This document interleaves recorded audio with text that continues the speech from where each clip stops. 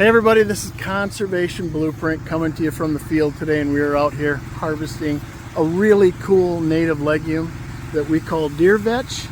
We are out here in another native grassland in central Nebraska, and today we're going to show you how we use a seed stripper to collect Deer Vetch. Here comes Rita running the seed stripper.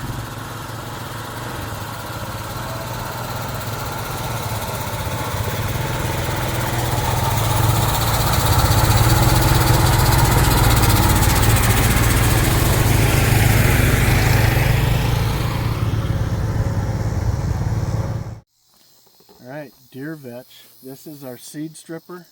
Has a big old brush in the front of this that turns around, and I like to describe this like a comb going through your hair.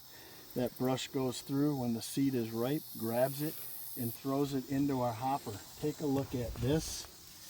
Here are our Deer Vetch pods.